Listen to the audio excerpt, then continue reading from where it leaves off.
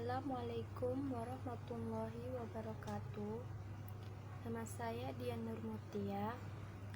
Saya dari kelas 1B Bahasa Indonesia dan Sastra. Di sini saya akan menjelaskan tentang landasan sosiologi dan antropologi pendidikan.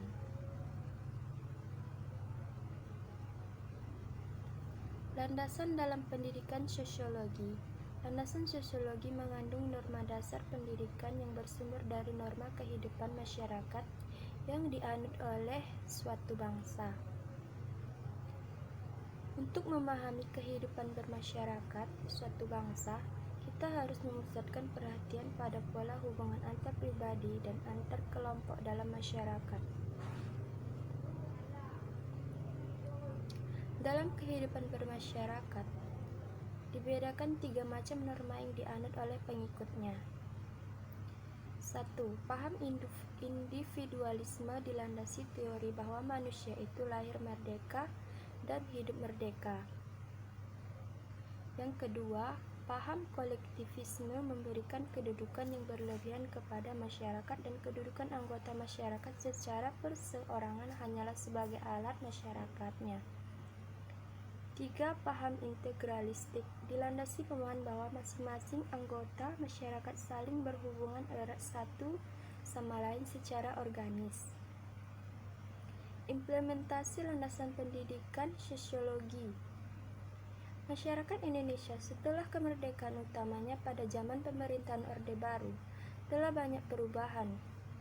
Sebagai masyarakat majemuk, maka komunitas dengan ciri-ciri untuk baik secara horizontal maupun vertikal masih dapat ditemukan. Fungsi kajian landasan pendidikan sosiologi. Fungsi eksplanasi menjelaskan atau memberikan pemahaman tentang fenomena yang termasuk ke dalam ruang lingkup pembahasannya. Yang kedua, fungsi prediksi meramalkan kondisi dan permasalahan pendidikan yang diperkirakan akan muncul pada masa yang akan datang. Fungsi utilisasi menangani permasalahan-permasalahan yang dihadapi dalam kehidupan masyarakat seperti masalah lapangan kerja. Hubungan pendidikan yang stratifikasi sosial. Banyak tokoh pendidikan yang menaruh kepercayaan terhadap fungsi pendidikan dalam rangka memperbaiki nasib seorang hingga naik status atau golongan dalam tangga sosialnya. Landasan pendidik antropologis. Antropologis berasal dari bahasa Yunani, yaitu dari kata anthropos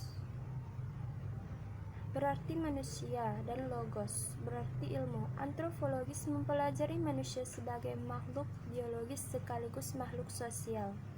Antropologis memiliki 2 sisi. Antropologis adalah salah satu cabang ilmu pengetahuan sosial yang mempelajari tentang budaya masyarakat suatu etnis tertentu. Selanjutnya lah implementasi landasan pendidikan antropologis. Landasan pendidikan antropologis adalah hal yang tak bisa dilewatkan untuk diimplementasikan dalam masyarakat, terutama bidang pendidikan. Yang pertama, identifikasi kebutuhan belajar masyarakat. Contohnya adalah melihat keadaan lingkungan masyarakat diterapkan pada model pembelajaran berbasis budaya lokal. Yang kedua, keterlibatan partisipasi masyarakat. Setelah mengidentifikasikan kebutuhan belajar, maka masyarakat ikut serta dalam merancang kurikulum, menyediakan sarana dan prasarana, menentukan narasumber sebagai fasilitator, dan ikut menilai hasil belajar. 3. Pemberian pendidikan kecakapan hidup. Pendidikan kecakapan hidup merupakan pendidikan dalam bentuk pemberian keterampilan dan kemampuan dasar pendukung fungsional membaca atau menulis, berhitung, memecahkan masalah, mengelola sumber daya, bekerja dalam kelompok, dan menggunakan teknologi. Yang selanjutnya ialah manfaat landasan pendidikan antropologis. Dapat mengetahui pola perilaku manusia dalam kehidupan bermasyarakat secara universal maupun pola perilaku manusia pada tiap-tiap masyarakat suku bangsa. Dapat mengetahui kedudukan serta peran yang harus kita lakukan sesuai dengan harapan warga masyarakat dari kedudukan yang kita sandang. Yang ketiga ialah dengan mempelajari antropologis akan memperluas wawasan kita terhadap tata pergaulan umat manusia di seluruh dunia, khususnya Indonesia yang mempunyai kekhususan yang sesuai dengan karakteristik daerahnya sehingga menimbulkan toleransi yang tinggi. Yang keempat ialah dengan mempelajari antropologis akan memperluas wawasan kita terhadap tata pergaulan umat manusia di seluruh dunia.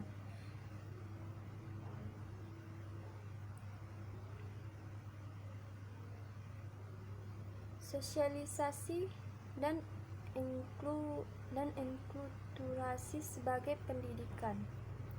Yang dipelajari individu melalui sosial ini adalah peranan-peranan atau dalam proses sosialisasi individu belajar untuk mengetahui peran yang harus dijalankan serta peranan-peranan yang harus dijalankan orang lain. Sedangkan enkulturasi adalah suatu proses di mana individu belajar cara berpikir, cara bertindak dan merasa yang mencerminkan kebudayaan masyarakat. Herkovics menyatakan bahwa sosialisasi menunjukkan potensi mengintegrasikan individu ke dalam sebuah kelompok sosial, dengan enkulturasi adalah proses memperoleh komplementasi budaya untuk hidup sebagai anggota kelompok Imran Manan di tahun 1989. Pola sikap guru kepada siswa dan implikasinya terhadap fungsi dan tipe guru. Pola pertama, guru berasumsi bahwa para muridnya belum menguasai kebudayaan, sedangkan pendidikan diantara sebagai implementasi pembudayaan. Yang kedua ialah pola kedua ialah guru berasumsi bahwa para muridnya mempunyai golong untuk belajar yang harus menghadapi materi pengajaran yang baru baginya, cukup berat dan kurang menarik. Pola ketiga ialah guru berasumsi bahwa para muridnya mempunyai dorongan untuk belajar, ditambahnya dengan harapan bahwa murid harus mampu menggali sendiri sumber pelajaran dan harus mampu mengimbangi dan berperan dalam kehidupan masyarakat yang terus-menerus berubah, bahkan dengan cepat semakin meningkat. Itulah hasil dari presentasi saya. Saya ucapkan Assalamualaikum warahmatullahi wabarakatuh.